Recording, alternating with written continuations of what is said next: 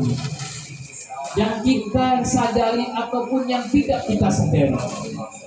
Seperti datangnya kita saat ini di tempat ini, ketika Allah gerakkan dalam hati sampean ada rasa ingin untuk hadir di tempat ini. Mulai dari tuan rumah yang digerakkan oleh Allah hatinya untuk membuat sebuah acara tasyakuran, diberi pemikiran oleh Allah, ilham namanya. Untuk apa? Membuat suatu acara. Ibu dari Siti Sarah tadi, Bapak Ramli dengan istrinya bermusyawarah sehingga muncullah sebuah pemikiran untuk membuat suatu acara, diadakan adanya sholawatan maulid, mengundang jiran dan tetangganya, termasuk rencana di dalam mengundang saya pribadi. Itu loh fotonya. Semua adalah kita berjumpa di tempat ini. Kira-kira apa hikmah di balik ini semua? Kenapa? Untuk apa Allah pertemukan kita? Dipanggil saya untuk berbicara, tidak ada lain. Ini tujuan Allah Subhanahu wa Ta'ala, dan ini salah satu cara Allah memuliakan hamba-Nya.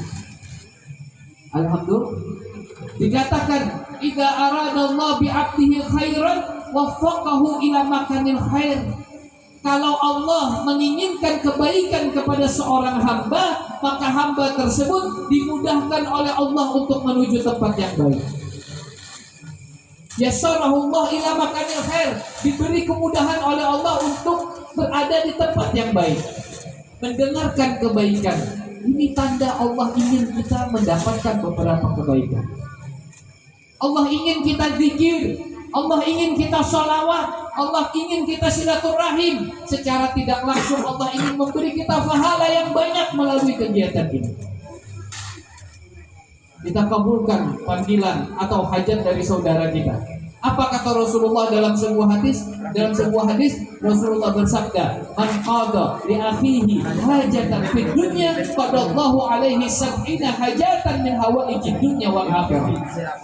Kata Rasul, siapa yang mengkabulkan satu hajat saudaranya ketika di dunia, maka Allah akan kabulkan hajat-hajatnya, 70 hajat-hajatnya dari hajat dunia dan hajat akhirat.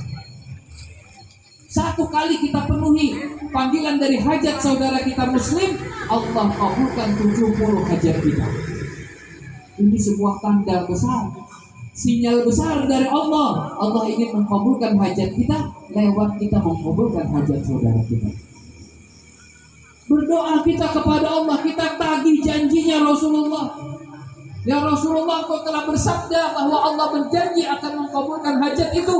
Maka dengan ini kami minta di antara hajat kami, ya Allah, beri kami taufik, beri kami hidayah, jadikan anak-anak yang soleh dan solehah, jadikan keluarga yang sakinah mawaddah warahmah, kabulkan segala hajat, jauhkan anak-anak kami dari kenakalan remaja, jauhkan putra-putri kami dari pergaulan bebas, jaga anak-anak kami dari obat-obatan, dari perzinahan. Minta sama Allah Subhanahu wa Ta'ala. Sudah ada jatah kita, tinggal kita mau atau tidak untuk menggunakannya. Allahumma shalli ala sayyidina Muhammad. Betapa indahnya dan kasih, berapa indahnya dan besarnya kasih sayang dari Allah Subhanahu wa Ta'ala kepada kita. Bapak Ibu yang dimuliakan oleh Allah Subhanahu wa Ta'ala, untuk menambah rasa syukur kita sebagai umat muslim, sebagai orang Islam, dikatakan nahnul qaum a'azzanallahu bil Islam. Kita ini adalah para kaum, para manusia yang dimuliakan oleh Allah karena Islam juga. Inna ad-dina indallahil Islam. Sesungguhnya agama yang sah di sisi Allah hanyalah agama Islam. Ketika Allah menciptakan manusia pertama, siapa manusia pertama? Siapa, Bu? Hah? Siapa, Pak? Nabi Adam. Sepakat ya? Nabi Adam manusia pertama diciptakan oleh Allah Subhanahu wa taala. Proses penciptaan Nabi Adam prosesnya panjang. Ini kalau saya ceritakan nggak selesai 2 jam prosesnya, Pak. Disingkat, setelah Allah menciptakan Nabi Adam, ditiupkan roh di dalam jasad Nabi Adam alaihi salam, sehingga kolaborasi antara roh dan jasad, maka berbicaralah Nabi Adam, bergeraklah Nabi Adam, dan Nabi Adam beraktivitas.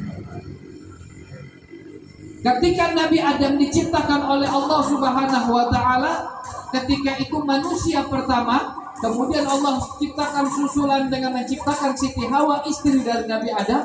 Ketika itu syahadat yang berbunyi adalah la ilaha illallah Adam Rasulullah. Adam Rasulullah. Setelah generasi ada anak keturunannya, setiap nabi dan rasul terus menurunkan keturunan sampai dipegang oleh para nabi dan rasul berikutnya sampai terakhir pada Nabi Muhammad SAW. Ini prosesnya sangat panjang. Berpindah-pindah kerasulan tersebut. La ilaha illallah Adam Rasulullah, la ilaha illallah Nuh Rasulullah, la ilaha illallah Idris Rasulullah, la ilaha illallah Ibrahim Rasulullah, la ilaha illallah Ismail Rasulullah, la ilaha illallah Yusuf Rasulullah, sampai pada la ilaha illallah Muhammadur Rasulullah sallallahu alaihi wasallam, nabi dan rasul yang terakhir dan penutup, ditutup kenabian dan kerasulan oleh baginda Nabi besar Muhammad sallallahu alaihi wasallam.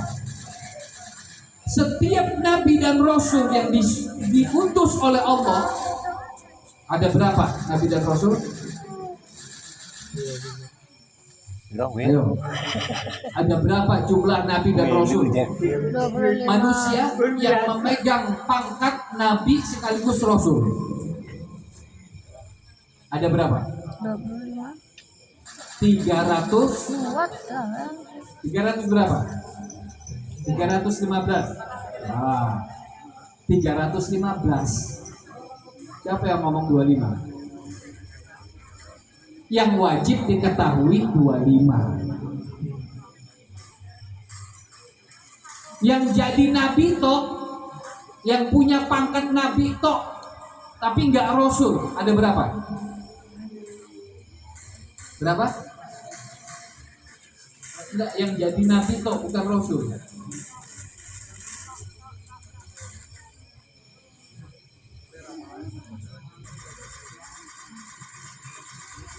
Dua Selawi. Ada berapa? Ada 1000 lebih. 1000 berapa? Lupa saya. Ada 1000 lebih para nabi. Nabi dan rasul ada 315, yang wajib diketahui 25. Jauh sekali pengetahuan kita ini. Yang 25 aja gak hafal. Ya kan? Nah, ibu bapak yang dimuliakan oleh Allah Subhanahu wa taala, setiap nabi dan rasul itu memiliki syariat, tata cara ibadah masing-masing sesuai pedoman yang dibimbing oleh malaikat Jibril dari Allah Subhanahu wa taala. Setiap nabi dan rasul punya syariat masing-masing, tatanan cara ibadah berbeda-beda, sesuai yang dibimbing oleh malaikat Jibril dari Allah Subhanahu wa taala. Wah, ini kalau diketahui semua ini seru ini. Nabi Adam, syariat Nabi Adam berbeda. Sholatnya berbeda, waktunya berbeda. Syariat Nabi Adam itu anaknya Nabi Adam boleh menikah dengan saudaranya. Syariat Nabi Adam, nggak boleh syariat Nabi Muhammad. Ya, begitu juga para nabi dan rasul, semua syariat tata cara ibadahnya berbeda. Namun semua itu, semua dari zaman Nabi Adam sampai Nabi Muhammad disempurnakan tatanan ibadah ini oleh baginda Nabi besar Muhammad SAW. Kenapa tidak ada nabi setelah Nabi Muhammad? Karena sempurna sudah agama Islam. Islam semua.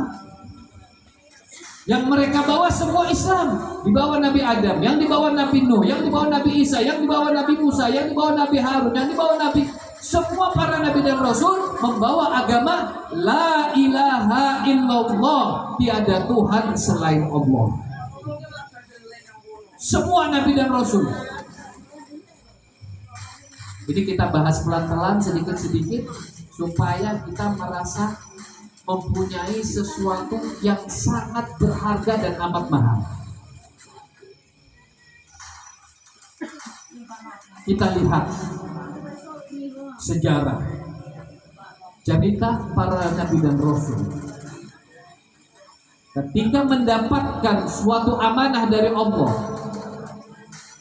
untuk mengajak manusia mentauhidkan Allah, mengesahkan Allah, untuk tidak mensekutukan Allah dengan apapun, itu adalah satu-satunya misi seluruh para Nabi dan Rasul, untuk mengajak manusia mengesahkan Allah, mentauhidkan Allah, tidak mensekutukan Allah dengan suatu apapun, dan menjadikan manusia mengucapkan kalimat La ilaha illallah. Tiada Tuhan selain Allah.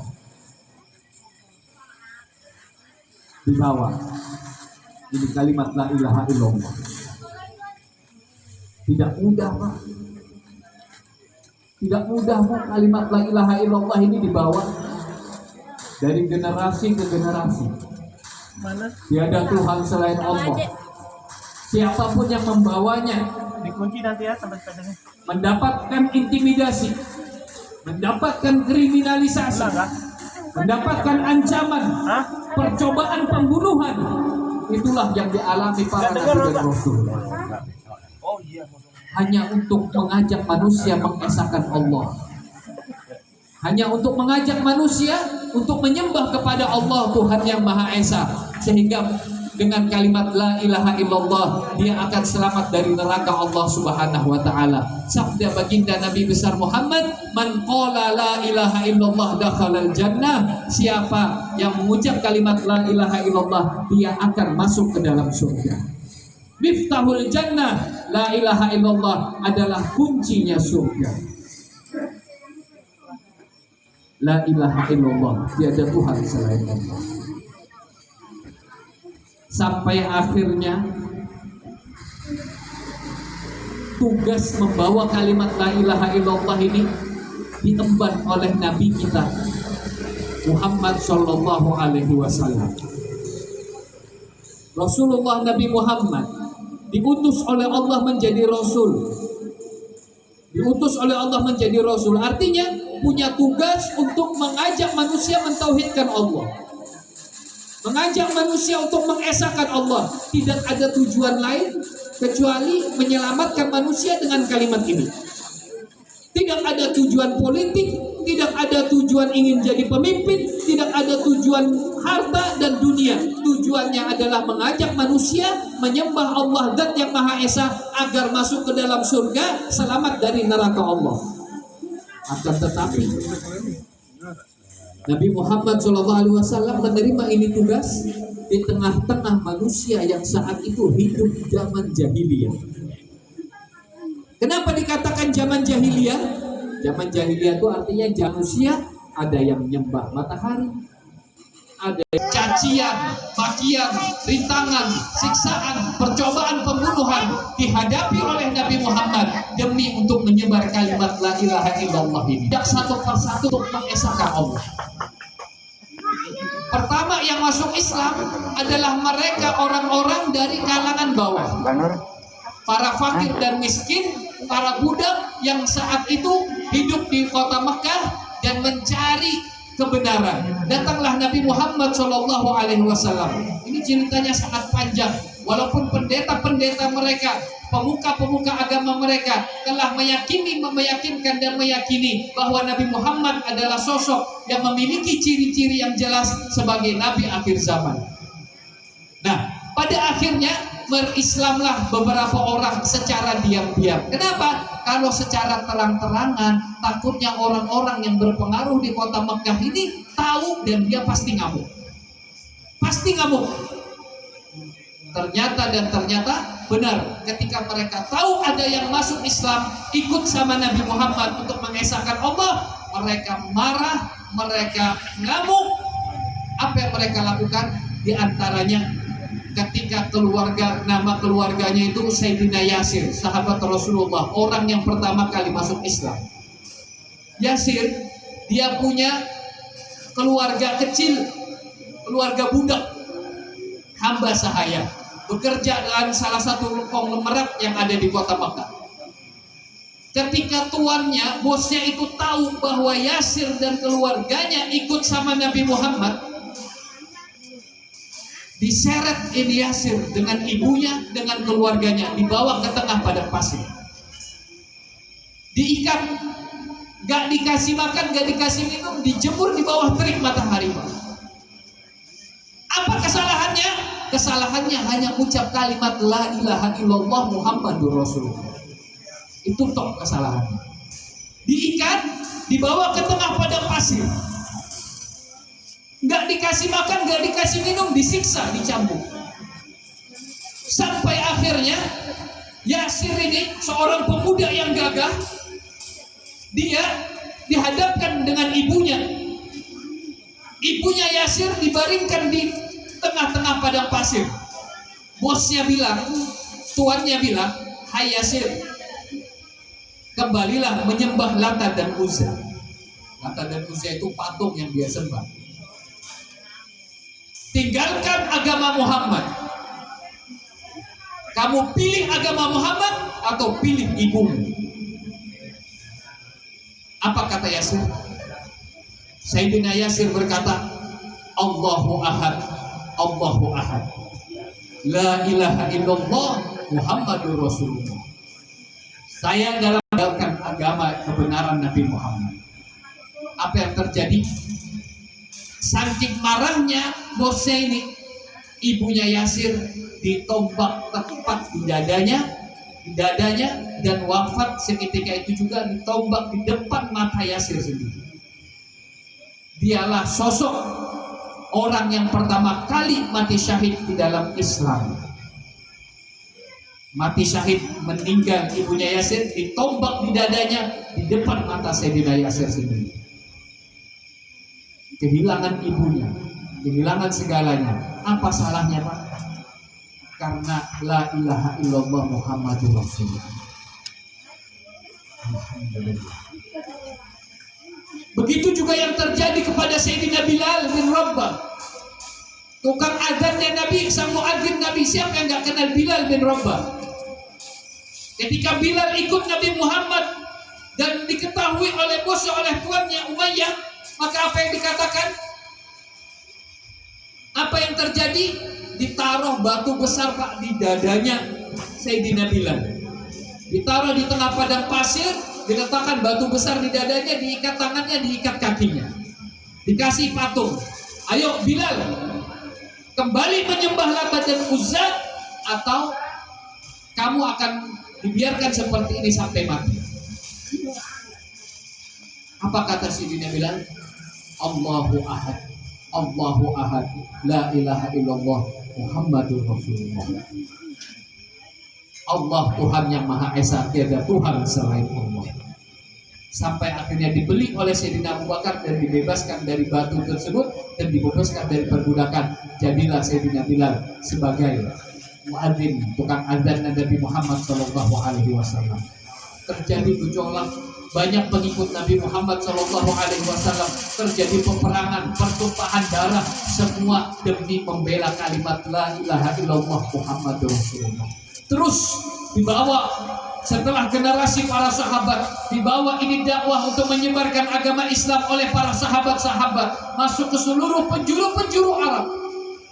Tidak ada daerah yang satu tanah dengan Jazirah Arab kecuali di situ telah dimasuki oleh para sahabat untuk mengajak semua kerajaan, semua manusia untuk memeluk agama Islam, dan semua Jazirah Arab sudah ditaklukkan oleh negara Islam. Semua menjadi Islam di tangan para sahabat. Sampai di ujung laut, di ujung pulau Jazirah Arab, sahabat ini memandang lautan. Apa kata para sahabat Nabi?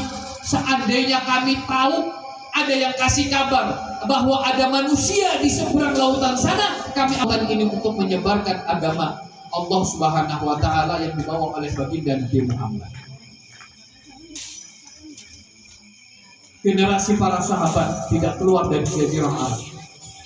Kemudian generasi para tabi'in, generasi para zuriat keturunan Nabi Muhammad, generasi demi generasi, sampai akhirnya dakwah Islam ini dibawa oleh para wali songo di kota, di negara di Nusantara ini, dan mereka berhasil untuk mengajak para pemimpin-pemimpin kerajaan di negeri ini untuk mengenal Allah, mengesahkan Allah, mentauhidkan Allah. Sampai hari ini Islam itu sampai ke dalam hati kita. Alhamdulillah.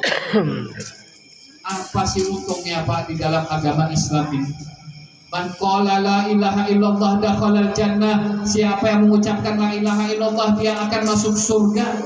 Surga di depan tangan kita, surga di depan mata kita, surga menanti kita dengan kita mentauhidkan Allah Subhanahu wa taala, sang pencipta surga dan neraka, sang pencipta alam semesta. Dialah Allah Subhanahu wa taala yang menciptakan segala sesuatu.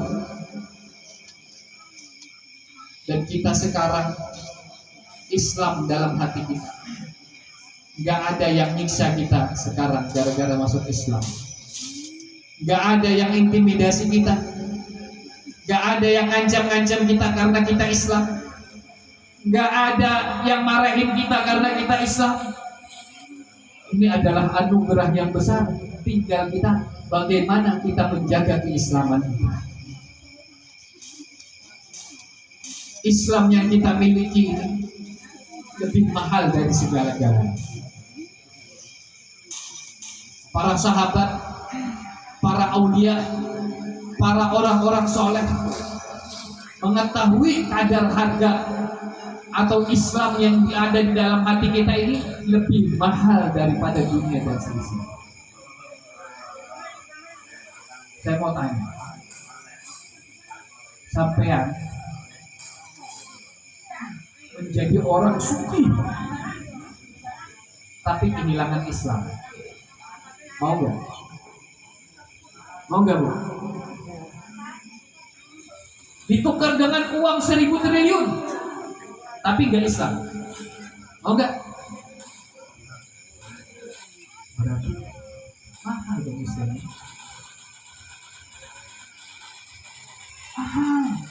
Iman yang ada dalam hati kita ini sesuatu yang paling mahal yang kita miliki, yang paling istimewa. Tidak ada yang lebih mahal dari Islam. Tinggal kita bagaimana mensyukurinya.